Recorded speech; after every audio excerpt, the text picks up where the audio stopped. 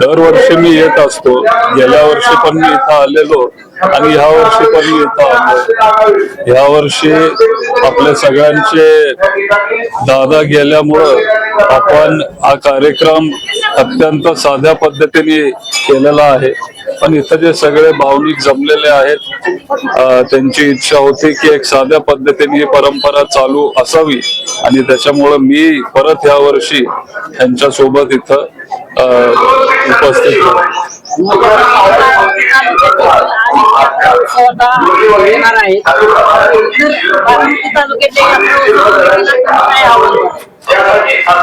आता अनेक उत्सव येत आहेत, सगळ्यांना जाणीव आहे जे काय झालंय त्याच्यामुळे सगळे जाणीव ठेवून साध्या पद्धतीने आपले परंपरा पार पाडतायत आणि हे सगळे उत्सव व्यवस्थित पुढे नेत आहेत. आता उदाहरण जे काय दुसरे गोष्टी असतात जसं की बैलगाडा शर्यती असतात किंवा कुस्त्या असतात, ते सगळ्यांनी स्वतःहून रद्द केलेले आहेत आणि त्याची जाणीव ठेवून आता आपण हे सगळे उत्सव पार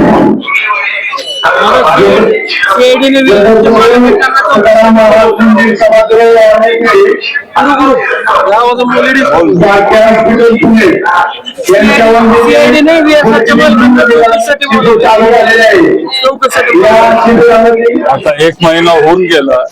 CID खूप आधी त्यांना बोलवायला पाहिजे होतं, पण आता जे पुरावे आमच्या समोर येत आहेत ते आम्हीच सगळे कुटुंबातले सोशल मीडियाच्या माध्यमातून तुमच्या सगळ्यांच्या समोर आम्ही ते पुरावे आणण्याचा प्रयत्न करतोय आणि त्याला यश आम्हाला मिळतंय असं आम्ही समजतो. पण ही चौकशी खूप आधी व्हायला पाहिजे होती. आज पण आमची मागणी आहे की VSR चे फक्त लेअर जेट 4 नाही, पण सगळे जे त्यांचे विमान आहेत ते ग्राउंडेड झाले पाहिजेत.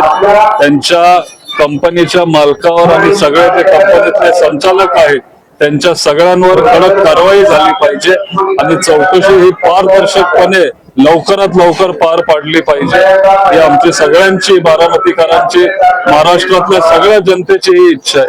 आज खरं तर पवार साहेबांच्या राज्यसभेवरती उमेदवारी अर्ज भरला जाणार आहे, कसं पाहता येते? कारण दुसरीकडे पार्थ पवार यांचा देखील उमेदवारी अर्ज भरला.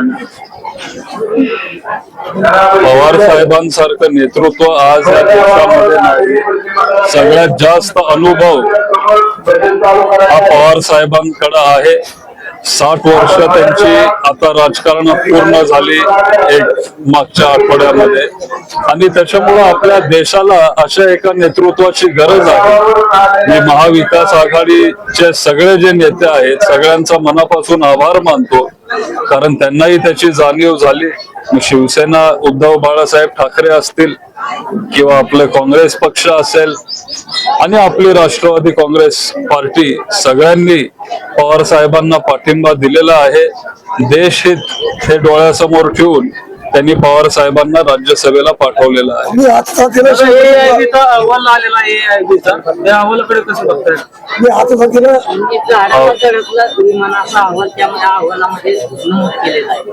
विमान पहिलं तर मी तिथं सुरुवातीला पोहोचलो, तिथं बरोबर 9 वाजता मी तिथं पोहोचलो आणि आपण सगळे बारामतीचे आहोत. आपल्याला तिथं माहिती आहे की गोजूबावी जिथं आपलं विमानतळ आहे हा थोडा ड्राय भाग पडतो, तिथं पाणी कमी आहे, तिथं झाडी कुठली नाहीच आहे. तुम्ही तिथं विमानतळावर जरी आज गेला तरी तुम्हाला झाड तिथं एकही झाड दिसणार नाही. छोटी झाडी आहेत, नाही असं नाही, पण ते एकदम खालती आणि रनवेच्या आजूबाजूला तर अजिबात झाडी नाहीये. त्याच्यामुळं आम्ही अनेक महिन्यांपासून, आठवड्यांपासून आम्ही लढतोय. जनतेचे सगळे प्रश्न तुमच्या समोर, लोकांसमोर आम्ही मांडण्याचा एक प्रयत्न करतोय. हा प्राथमिक जो त्यांचा अहवाल होता त्याचं नक्कीच स्वागत असेल, पण त्याच्यात खूप काही गोष्टी आहेत, खूप काही प्रश्न अजून आमचे राहिलेले आहेत ज्यांना आम्हाला उत्तर मिळालेलं नाही. आणि तुमच्या माध्यमातून आम्ही मागणी करतो की लवकरात लवकर आम्हाला ही सगळी उत्तरं मिळावी, कारण आज पण लोकांच्या मनात संभ्रम आहे, संशय आहे की नक्की काय झालंय आणि ह्याचं उत्तर महाराष्ट्राच्या जनतेला लवकरात लवकर मिळावं. जिरायती पट्टीत तुम्ही पाहणी दौरा आखलाय, नेमकं काय पाहण्याच्या उद्दिष्ट काय असणार आहे? आता उन्हाळा सुरू होणार आहे, पुढच्या महिन्यात उन्हाळा सुरू होईल. बारामती तालुक्यात नेहमी पाण्याचा प्रश्न उन्हाळ्यात निर्माण होतो. आपले साधारण 32 गावं आहेत जिथं पाणी आपल्याला व्यवस्थित मिळत आलेलं नाहीये आणि त्याच्यामुळं आता मार्च महिन्यापासूनच आपण सगळं पाण्याचं नियोजन करायचा प्रयत्न करतोय. त्या पाण्याची आपण पाहणी करतोय. पूर्वी आदरणीय दादाच इथं पालकमंत्री असल्यामुळं आपल्याला सगळं जे पाणी आपल्या हक्काचं होतं, बारामतीच्या हक्काचं पाणी आपल्याला पूर्वी सगळं मिळत होतं. का? कारण दादा तिथं पालकमंत्री होते, त्यांना तालुक्याची सगळी माहिती होती आणि सगळीकडून पाणी कसं आणि कुठं कधी आणायचं असतं हे दादांना माहिती होतं. पण आता आपल्याला सगळ्यांना एकत्र येऊन काम करावं लागणार आहे. जो बारामतीचा जिरायत भाग आहे त्याला ह्या उन्हाळ्यामध्ये पाणी कमी पडू दिलं नाही पाहिजे. आपला जो चाऱ्याचा प्रश्न आहे, हे सगळे जे आता गंभीर प्रश्न आहे त्याच्यात आपण सगळ्यांनी लक्ष दिलं पाहिजे. त्याच्यामुळं आज मी आपली जी जानाई शिरसाई योजना आहे, जी आदरणीय पवार साहेबांनी तेव्हा आमदार असताना इथं आणलेली होती, मुख्यमंत्री असतानाही जानाई शिरसाई पुरंदर उपसा योजना जी साहेबांनी आणली त्याची आपण पाहणी करतोय. शिरसाई भाग आपण आज बघणार आहे, म्हणजे शिरसुफळ टू उंडवडी सुपर तिथं जे पंप हाऊस आहे आणि डिलिव्हरी हाऊस आहे तिथं आपण दौरा करणार आहे. गावकऱ्यांशी, सगळ्या शेतकऱ्यांशी आपण तिथं चर्चा करणार आहे आणि पाण्याची किती आवश्यकता ह्या उन्हाळ्यात त्यांना जाणवती आहे हे सगळं आपण समजून घेणार आहे आणि त्यांच्यासाठी आपण काम करणार. परत पुढच्या आठवड्यात जानाईची पाहणी असेल किंवा पुरंदर उपसा योजनाची पाहणी असेल. नाझरा धरणातून पण खूप पाणी बारामती तालुक्यात येत होतं. हे सगळं पाणी आता येत राहिलं पाहिजे. त्याच्यामुळं उन्हाळा सुरू व्हायच्या आधीच आपण हा पाहणी दौरा ठेवलेला आहे.